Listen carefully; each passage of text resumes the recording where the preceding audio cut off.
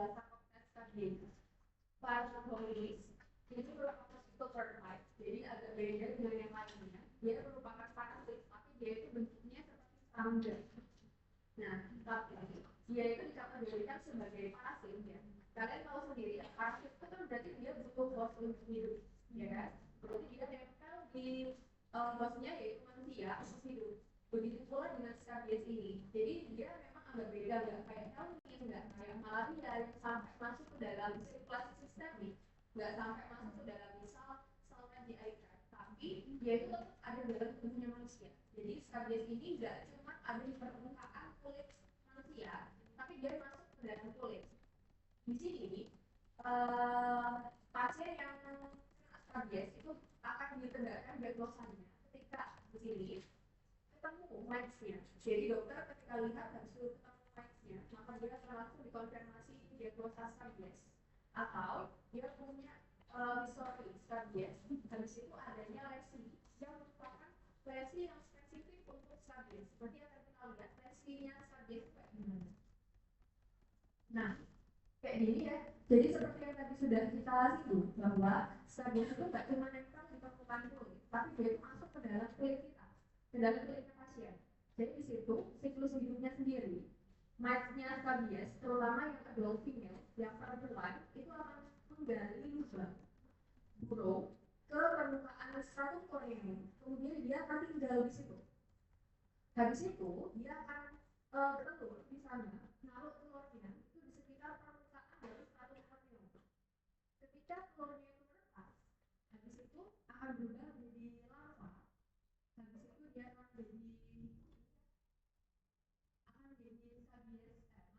skabies yang sudah berbentuk serangga. Dia akan keluar dari burrowsnya, dari lubangnya. Kemudian dia akan ke permukaan. Nah, ketika dia sudah dewasa, dia akan menggali lubang yang baru. Seperti ini ya. Jadi penampakan burrowsnya atau lubangnya, tempatnya si skabiesnya tinggal itu seperti ini. Kalau dilihat, ini kan dia nggak menggali lubangnya itu bukan nggak lurus ya, tapi dia itu menggali lubangnya itu menyamping. Nah, sama seperti ini. Di sini kelihatan ya lukanya itu dia menyamping. Ini dia bekas lubangnya skabies, bekas lubang match-nya skabies. Dan di sini ukuran dari match-nya, kalian jangan bayangin match-nya itu kelihatan kayak kukunya kucing ya, tapi match-nya itu kecil ukurannya, kurang dari 0,5 mm. Dan ketika dilihat di kulit, itu kelihatan seperti warna abu-abu atau putih. Jadi dia itu seringkali tidak kelihatan oleh mata telanjang. Di satu pasien skabies, di sini konteksnya adalah healthy hygienic person with non-versus skabies, itu sekitar ada 11 match skabies yang menginfeksi. Itu rata-rata biasanya sekitar 11. Habis itu untuk clinical presentation-nya, karena memang di situ match-nya sendiri kan udah lubang di stratum corneum ya, jadi dia pasti akan menyebabkan itch atau gatal ya. Habis itu pasti ada rash-nya, kemerahan. Dan penampakan itu biasanya seperti ini, kemerahan. Habis itu di sini kelihatan ya ada bekas-bekas lukanya, karena di situ match-nya itu menggali. Di beberapa pasien itu sampai mengakibatkan reaksi hipersensitivitas, jadi terjadi peningkatan IgE. IgE kan terjadi ketika ada reaksi alergi. Nah, ini merupakan clinical presentation yang lebih jelas ya. Di sini kelihatan bahwa awalnya ketika dia terinfeksi oleh skabies, ini dari form-nya, ini kelihatan bahwa di sini jumlah lukanya itu nggak terlalu banyak. Tapi ketika di day 8 dia di sini berarti jarak dengan 4 hari ya. Di sini kelihatan semakin banyak lukanya. Dan di sini dia baru di treatment. Ketika sudah menjalani treatment, di sini baru sudah sembuh gitu. Jadi di sini itu penjalaran match dari skabies itu sangat cepat. Karena itu untuk pasien yang sudah ditegakkan diagnosa skabies, tadi kan kelihatan ya, match-nya itu kan agak beda sama rash biasa. Di situ kelihatan juga pasti ada bekas galian, tapi di situ dia ada rash-nya, walaupun sedikit. Rash itu maksudnya apa sih? Pemerahan di bagian stratum corneum. Nah, kalau sudah ada kayak gitu, seharusnya di situ kita sudah curiga bahwa pasiennya itu terinfeksi skabies. Nah, di sini seperti yang tadi ya, often only between 10 and 15 mites are involved in infection. Jadi rata-rata memang sekitar 10 sampai 15, dengan rata-rata tadi sekitar 11 mites yang menginfeksi satu orang skabies. Itu kalau konteksnya adalah pasiennya itu merupakan pasien yang sehat, pasien yang healthy dan hygienic person, gitu ya. Di sini ini merupakan daerah-daerah di mana biasanya itu mites skabies itu menginfeksi. Jadi di sini kelihatan ya, yang paling sering itu daerah tangan, karena kan tangan itu paling banyak kontak dengan apapun ya. Habis itu yang lainnya dia bisa menyebar ke daerah siku, daerah punggung, pinggang, daerah bokong, habis itu di perut, selangkangan, ketiak. Jadi dia itu sebenarnya paling suka itu sembunyi kalau di daerah yang banyak rambutnya dan lipatan, daerah lipatan.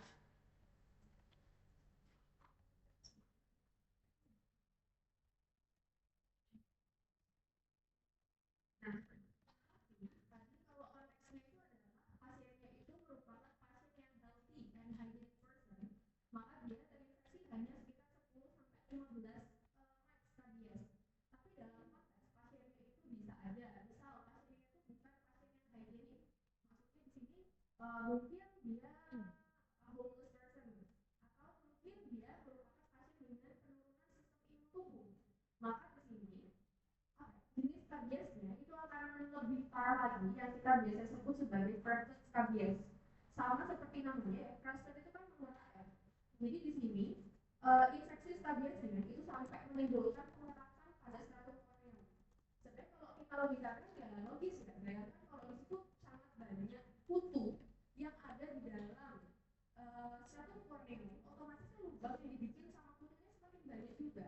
Otomatis di situ stratum corneum yang digali itu kan pasti akan mati selnya, ya kan?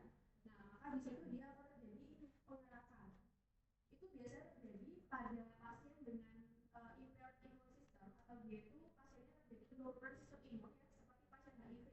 Itu kan terjadi penurunan sistem imun. Atau enggak pasien yang menerima terapi imunosupresif, misal pasien kanker, habis itu pasien autoimun, itu kan dia secara pasti dia akan menerima terapi imunosupresif tuh, kayak gitu. Nah, kalau di pasien-pasien ini itu jumlah mites yang menginfeksi tidak lagi sekitar 10 sampai 15, bisa ratusan. Nanti itu terapinya juga berbeda. Nah, ini merupakan general algoritma terapi dari skabies ya. Berdasarkan baseline apapun ya, dari perdosi kita punya perdosi ya. Kalau untuk kulit dari jamur biasa skabies sampai acne jerawat itu sebenarnya ada baseline-nya. Kalau di Indonesia namanya perdosi, Persatuan Dokter Kulit dan Kelamin Indonesia. Nah, itu sama semua, mau dari perdosi, mau dari CDC, WHO, dari internasional, semua sama. Pasti first line-nya itu adalah permethrin. Permethrin 5%. Itu adalah first line terapi buat skabies. Atau ivermectin oral.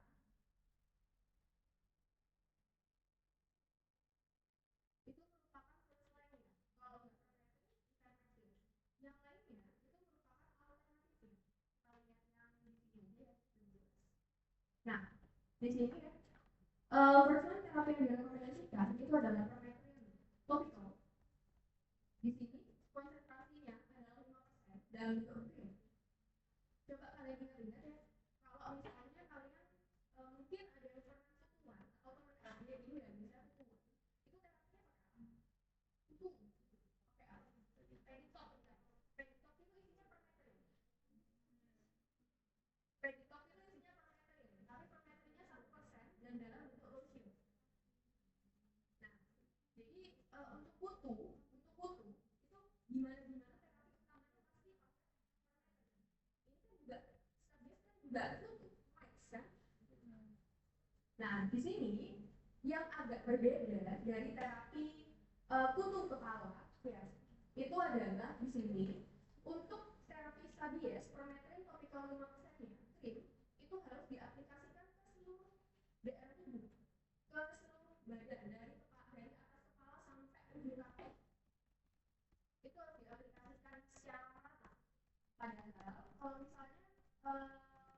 misalnya kalian beli Skabimid ya, itu terapi permetrinya ODP ya, obat jenis merah. Habis itu kalian di mana cara pakainya itu dikasih tahunya cuma dioleskan di daerah yang datar. Padahal salah, karena nggak banyak orang banyak orang yang masih nggak tahu bahkan ketika pun kalau permetri itu harusnya dioleskan ke seluruh tubuh. Permetri itu harus dioleskan ke seluruh tubuh dan dibiarkan selama 8 sampai 14 jam. Nggak boleh dibilas. 8 sampai 14 jam nggak boleh dibilas. Setelahnya baru boleh dibilas. Itu poin utamanya dalam terapi Skabies. Walaupun terapinya gampang, tapi seringkali pasien itu Skabies nggak sembuh-sembuh. Itu gara-gara ini. Gara-gara dia nggak oleskan ke seluruh tubuh. Padahal matchnya utuh itu bisa jalan. Jadi kalau dia diolesin di sini belum mati, dia pindah lokasi. Kayak gitu. Nah, seharusnya kalau dia aplikasinya tepat dan dia merupakan pasien biasa, maksudnya pasien biasa itu bukan pasien dengan prostat Skabies ya. Habis itu matchnya di situ jumlahnya juga nggak terlalu banyak, maka harusnya di sini single application itu sudah cukup. Karena satu kali pakai dia itu sudah bisa membunuh dari X-nya Hatchling itu yang baru mati pasien sampai ke Skabies dewasanya. Harusnya satu kali pemberian sudah cukup. Tapi ketika case-nya misalnya tuh pasiennya ternyata ngasih permetrinya tuh kurang merata ya, atau enggak mungkin jumlahnya enggak, jumlahnya tuh lebih banyak daripada perkiraan tapi masih belum sampai ke person Skabies, kan faktor-faktor itu banyak. Atau misalnya nih matchnya sudah pindah ke kasur, habis itu ketika dia sudah pakai permetri spraynya nggak dicuci, dia tidur di kasur yang sama, bisa kan terjadi lagi. Nah, ketika ada protes-protes seperti itu, maka di sini pemberiannya bisa diulangi di 3 sampai 7 hari setelah masuk. Dan itu biasanya dikasihnya jika misalnya dia melihat lagi ada matchnya, atau enggak dia melihat lokasinya pindah, atau enggak dia sudah diterapi tapi enggak sembuh. Nah, pada konteks-konteks seperti itu maka dia bisa diulangi pemberian dosisnya. Nah, alternatif lainnya kita bisa merekomendasikan ivermectin. Ivermectinnya di sini pemberiannya oral, dosisnya 200 mikrogram per kilogram berat badan. Di sini juga pemberiannya itu single dose, jadi satu kali aja. Dengan catatan sama seperti yang tadi, kalau misalnya temukan hal-hal yang tidak seharusnya ditemukan, maksudnya single dose ternyata tidak ada kuat, maka baru kita rekomendasikan untuk pemberian second dose setelah jarak 7 sampai 14 hari. Jadi secara umum, baik untuk permetrin maupun ivermectin itu second dose-nya sekitar 7 hari, sekitar 1 minggu.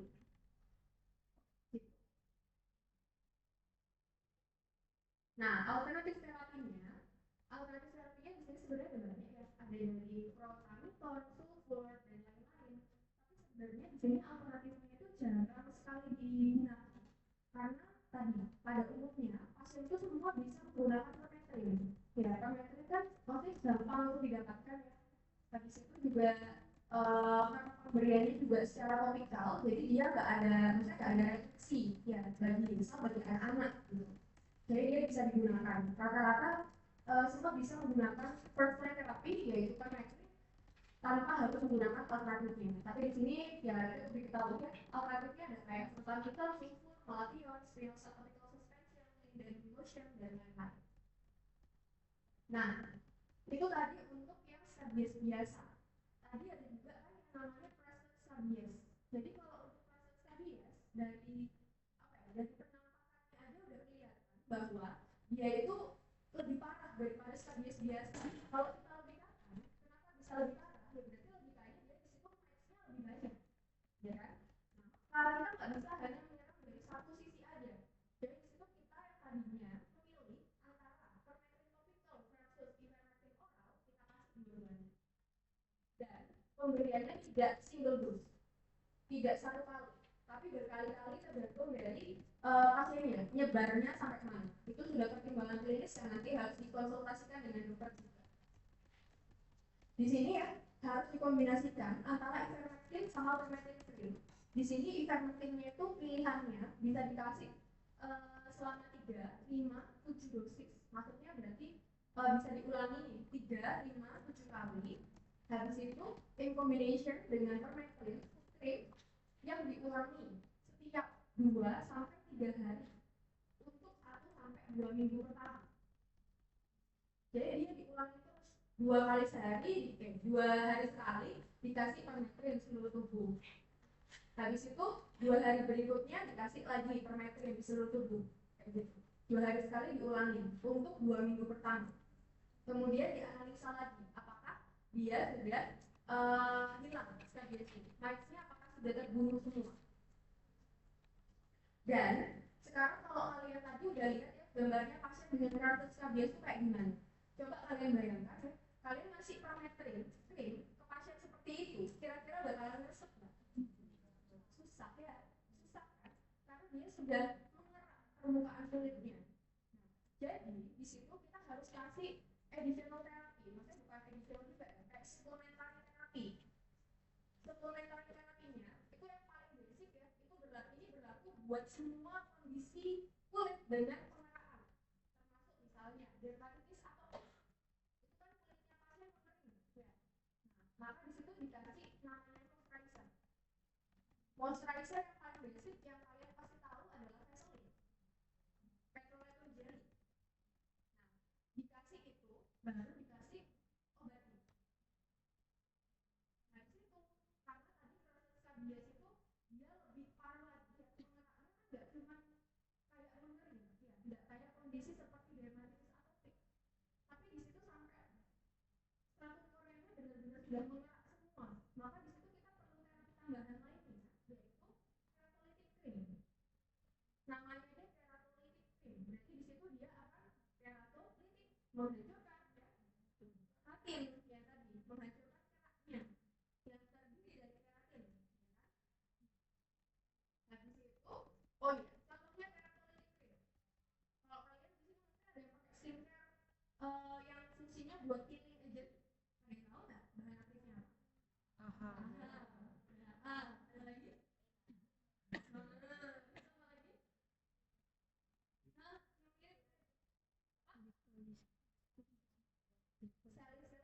Salicylic acid. Ya. Itu ada sediaan krimnya, salicylic acid. Asal salicylic itu merupakan agen keratolytik. Jadi itu bisa diaplikasikan juga moisturizer, keratolytik, permethrin. Sambil dia terapi menggunakan ivermectin. Itu untuk yang keratus skabies. Next, jamur. Terakhir ya, jamur. Fungal infection. Jadi sebenarnya itu saya bingung waktu suruh membahas infeksi jamur, karena infeksi jamur itu banyak, maksudnya banyak banget, beneran banyak. Jamur itu kan kayak bakteri ya.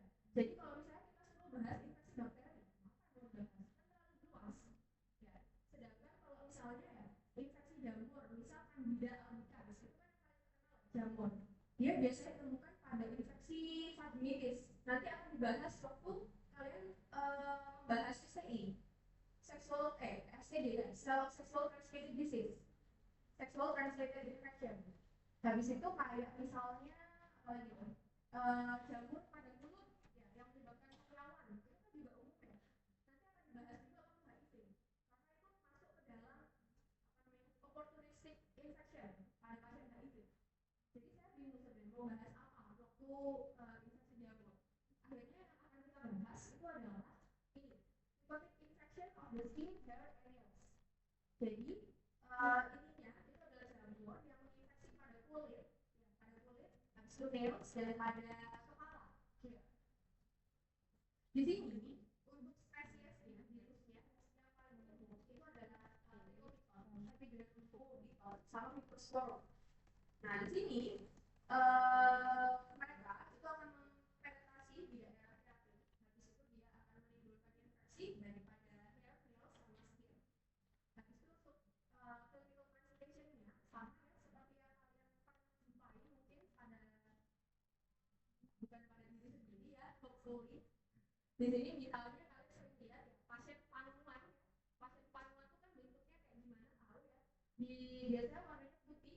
habis itu scale itu bersisi. Habis itu pinggir-pinggirannya biasanya berwarna merah. Itu kalau jamurnya ditemukan pada area kepala atau area kulit. Tapi ketika pasiennya itu jamuran pada kukunya, kuku ternyata bisa jamuran. Kukunya jamuran, maka kukunya itu yang harusnya dia itu jernih, ya, maka dia akan berwarna keruh, kusam. Beberapa pasien itu kukunya sampai warnanya kuning. Itu bisa merupakan tanda atau gejala bahwa pasien tersebut langsung dicek ya kukunya. Pasien tersebut terinfeksi jamur kuku.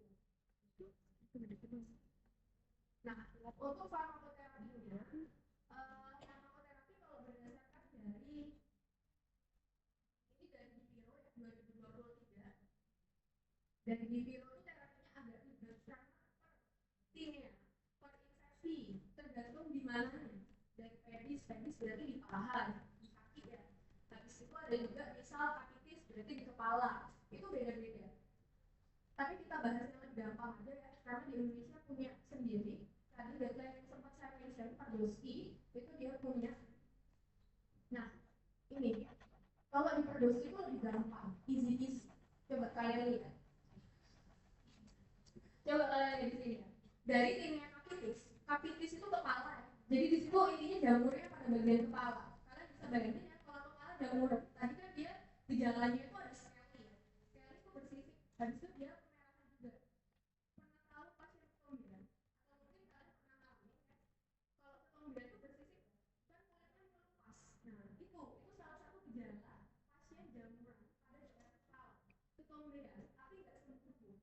Bukan gara-gara dia itu jarang keras, tapi bisa dipicu oleh itu. Tapi walaupun dia sering keras, ketika rambutnya dikeringkan, itu dia skelnya masih ada. Maksudnya tak masih bersisik.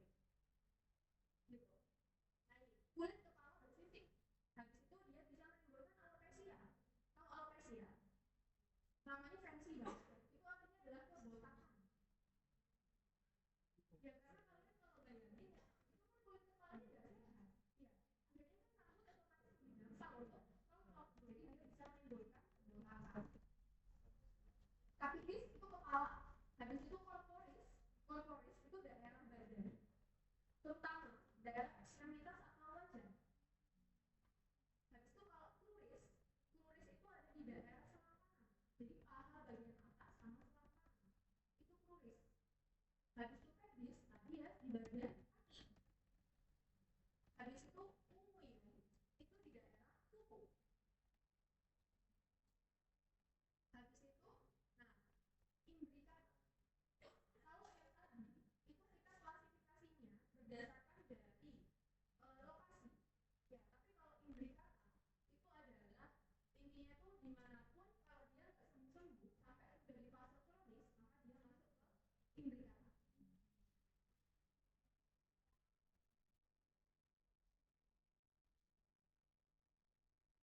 Habis itu nah ini.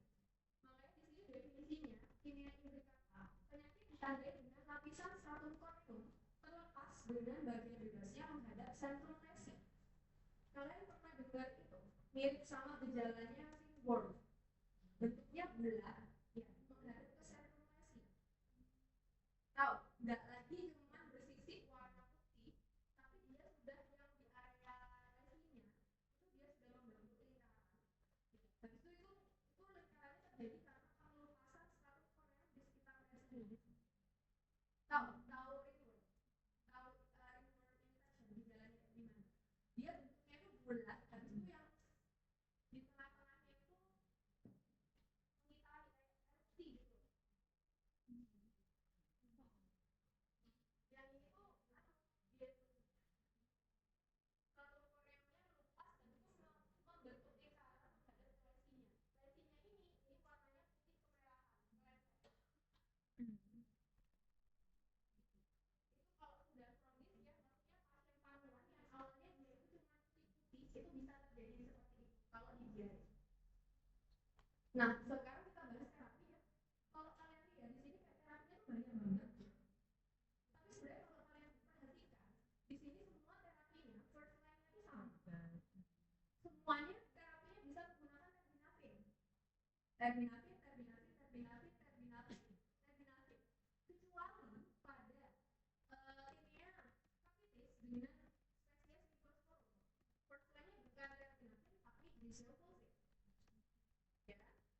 Habis itu untuk yang spesies microforum selain fertile terapinya beda, selain fertile terapinya diganti dari jadi fisiologis, di sini dia juga direkomendasikan untuk menggunakan terapi topikal. Terapi topikalnya adalah sampo anti jamur. Kandungan bahan aktifnya selenium sulfida atau sampo ketoconazole. Ada di apotek kalau kalian mau rekomendasikan.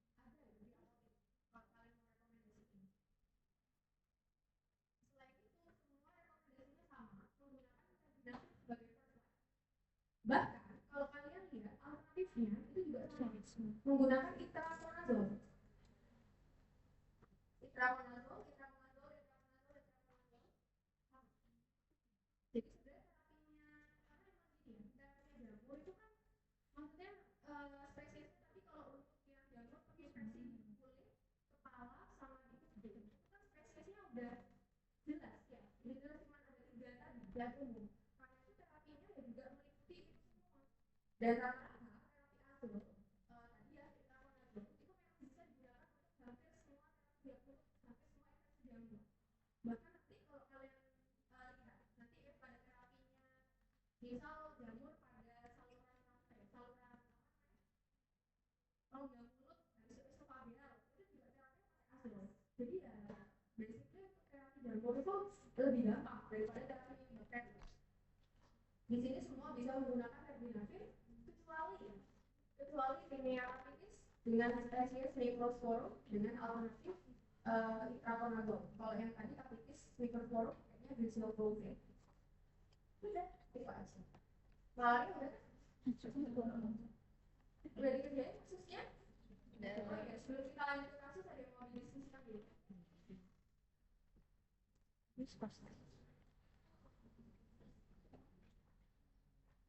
Bu mau tanya. Silakan. Terima kasih atas kesempatannya juga. Tapi dengan minggu 3/85 mau menanyakan tentang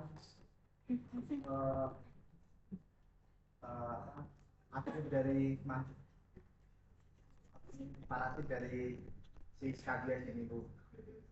Tadi kan dijelaskan bahwa parasitnya itu masuk ke dalam kulit. Nah, apakah nantinya itu akan kalau mati itu akan dimakan fagosit atau ketika digilas nanti akan keluar sendiri. Terus yang kedua itu seperti yang dijelaskan tadi bahwa pemakaian dari terapi dari skabies ini kan yang benar itu dioleskan di seluruh tubuh ya.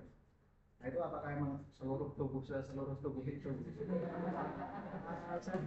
Saya tahu untuk salep ini kan Skabimed ya Bu. Nah itu kan ada yang ya itu juga sama ada kan ukurannya kecil. Nah itu berarti pemakaiannya cuma sekali gitu.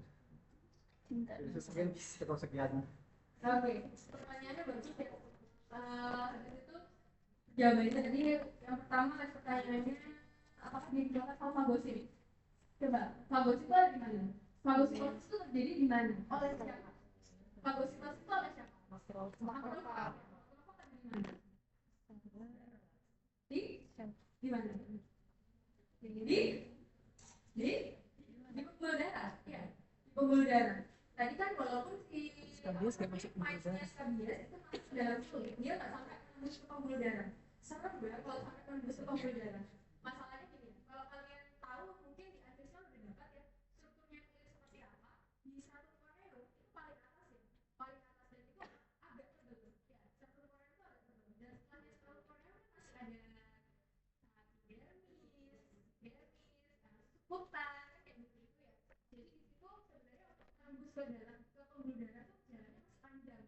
Dan kebetulan sampai saat ini ya saya nggak tahu mungkin ada kasus di mana Myxia skabies sampai ke dalam pembuluh darah itu agak serem sebenarnya. Tapi sampai saat ini yang diketahui itu mereka cuma berserap di stratum corneum. Jadi dia nggak sampai ke dalam pembuluh darah. Jadi kalau misalnya di situ kalian bayangin gini deh, di situ ya bayangkan ada lubang.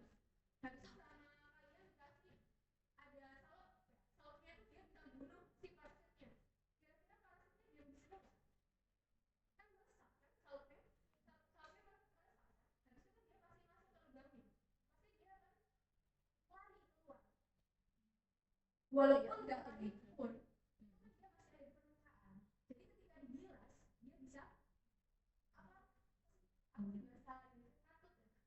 Lanjut. Ikut gitu loh, dibilas kan gak cuma pakai air ya, pasti disabunin juga kan gitu.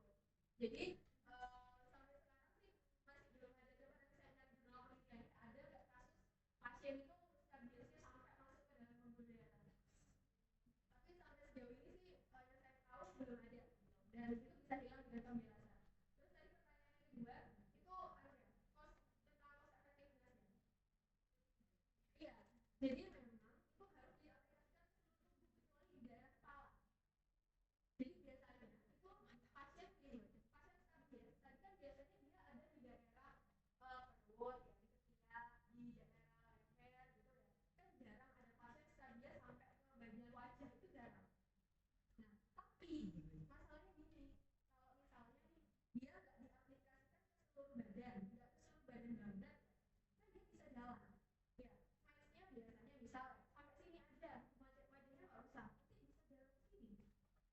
Siapa yang mau punya bekas stabilis di sini? Kan malu ya, kutuan di wajah, ya kan? Jadi di situ kita rekomendasikan seluruh tubuh dan kecuali rambut. Kenapa kecuali rambut? Ya soalnya rambut susah mau dikasih krim. Toh tadi dia penyebarannya paling banyak itu paling jauh ya maksudnya. Jadi ketika di wajah dikasih, dia nggak bisa ke rambut. Di sini ya dia mau jalan kemana? Kan sini diblokir sudah, sini diblokir, sini diblokir, sini diblokir. Jadi dia akan mati di sini. Tapi kalau worst case ya, pasiennya ternyata dia itu terinfeksi juga kutu di daerah ini rambut yang nggak bisa dikasih krim, maka dikasihnya lusium. Tapi apakah dibiarkan selama 14 jam? Kalian pernah nggak lihat ada orang pakai TikTok 14 jam? Jauh ya, biasanya kan nggak sampai 14 jam. Jadi kalau udah penggunaannya itu lotion, itu kita nggak rekomendasikan 14 jam, tapi dibiarkan 10 menit. Habis itu dibiarkan 10 menit itu diaplikasikan semua bagian rambut, di bagian belakang telinga, di bagian belakang leher. Habis itu ditutup pakai handuk panas. Habis itu digulung. Itu didiamkan selama 10 menit, kemudian dibilas menggunakan air hangat.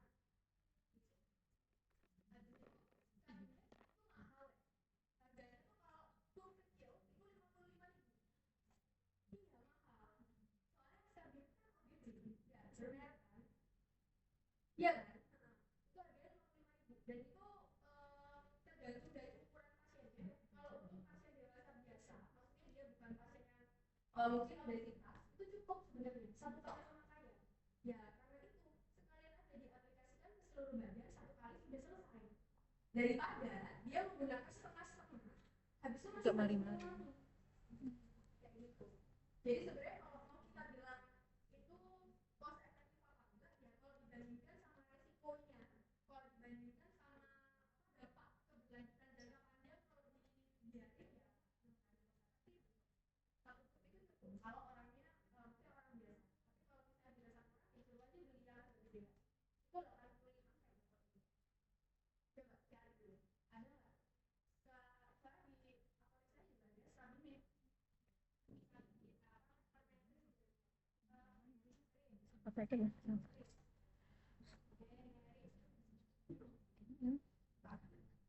Pasif income. Oh ada yang generik ya. Di sini tuh ukurannya berapa gram? 30 gram, agak gede ya. Harganya lebih murah. Kalau tadi 30 gramnya Stabilis kita 85 ini 57. Jadi memang bahan aktifnya mahal ya. Gitu. Gitu? Gimana? Terima kasih. Praktikal sekali ya. Kayak orang yang sudah pernah bukan pernah biasa.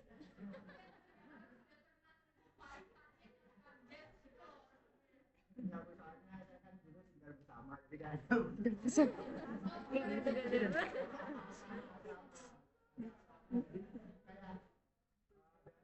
penggunaan dari teman-teman saya itu semuanya itu memakainya hanya di tempat itu saja, tidak ada yang pernah sampai satu tubuh gitu. Tapi emang lama. Jadi memang bisa pindah-pindah gitu. Dan seperti yang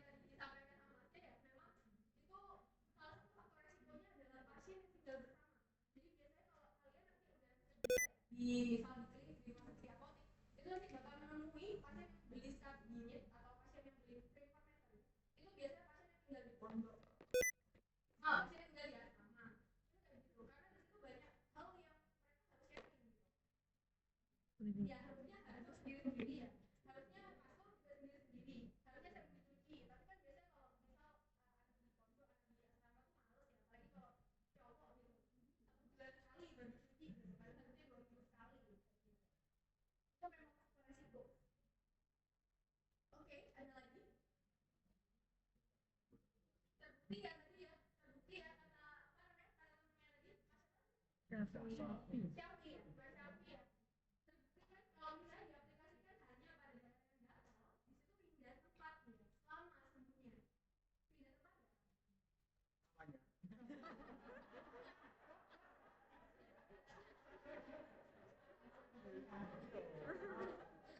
Enggak sih Bu, kalau pindah tempatnya biasanya itu lamanya di satu tempat tapi mungkin menambah lagi ke tempat lain. Tapi yang satu itu masih ada.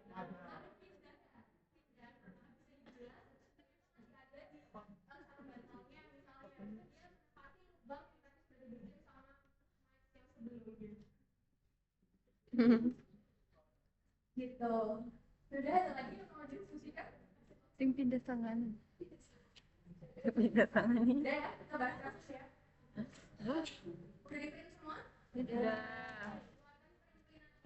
Detail. Aku udah. Sebelumnya? Sudah. Tidak. Berapa ya Sofi? Ya Putri dah. Aku dulu. Saya telu tau tuker-tukeran. Iya, makanya aku lihat Putri. Aku tukeran. Mana tante terus?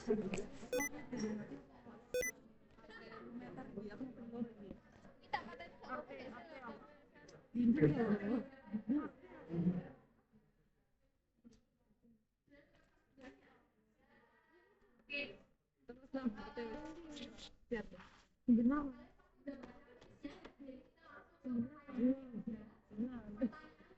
Bebas selatan. Yes, that patient has malaria. Ada yang mau menjelaskan?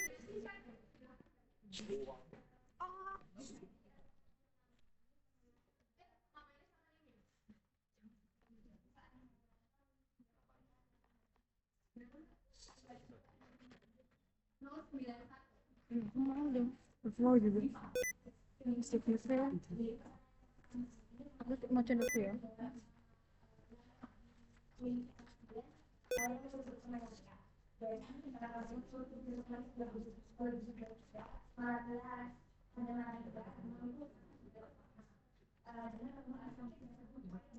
Bener. Iya. Yang nomor 3, aku nomor berapa? Aku nomor 2.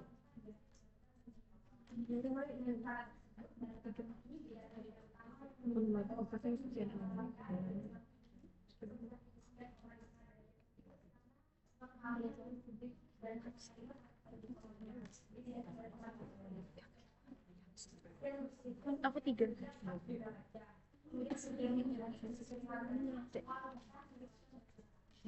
Oke, itu ya gejala utama yang menunjukkan bahwa pasien itu malaria. Gejala, karena yang diminta adalah gejala. Jadi gejala tadi ada high fever, dia demam pasti, habis itu dia juga menggigil, habis itu demamnya tadi juga tiap 48 jam, habis itu ada headache, ada muscle sore, muscle pain, ada nausea vomit juga. Nausea sama fatigue. Oke, habis itu kita tetap tanya, oh iya, kalau benar ya temannya menyebutkan semua itu, kasih nilai 10. Demam, menggigil, chills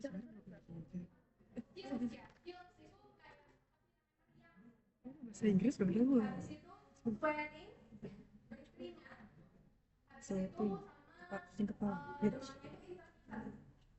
itu Berulang. Bersiklus. kalau ada 4 itu Apa sih tuh ini loh? kalau 3 Aku mau 4 tuh demam, 3 ada tambah berkeringat, demam berulang terus ini kita Oke, gimana? Menggigil. menggigil itu bahasa Inggrisnya kan bahasa Inggrisnya menggigil kecil sih kayaknya Iya, betul.